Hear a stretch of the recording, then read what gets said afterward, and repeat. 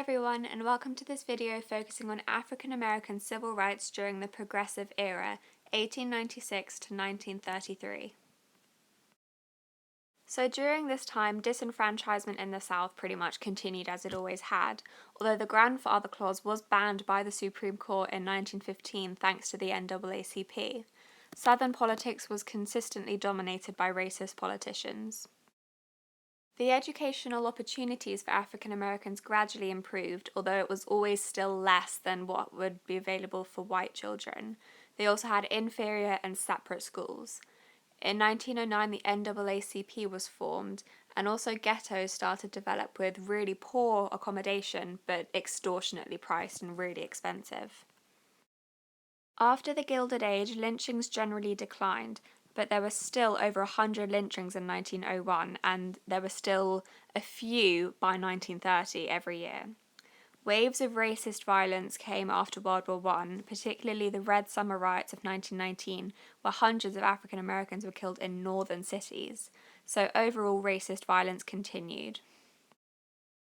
Due to the economic boom after World War I and the subsequent restriction of European immigrants, job opportunities in the North greatly increased. This caused a further 1 million African Americans to migrate to the North in the 1920s, whereas in the South, practices such as convict leasing, sharecropping, and peonage continued.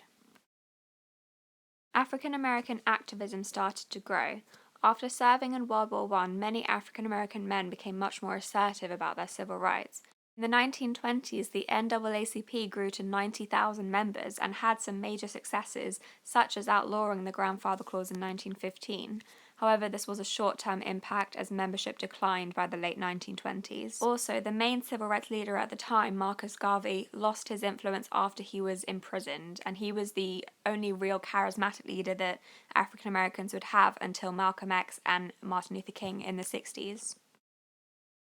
There was an African cultural revival during the Progressive Era, and this was mainly due to the Harlem Renaissance in New York and also the campaigning of Marcus Garvey, as he was a charismatic civil rights leader who wanted to celebrate the African heritage. Also, jazz was really starting to pick up among African American but also the white population. And then came the Great Depression. African Americans were more likely to have the less skilled jobs, which meant that they were expendable to white employers, and so they were the worst hit. They were twice as likely as whites to be unemployed, and since 2/3 of African Americans were still working in agriculture, which was really a collapsing industry, they were really badly hit by the Depression. Spending on black schools was also really cut back, as they just weren't seen as a priority by the government.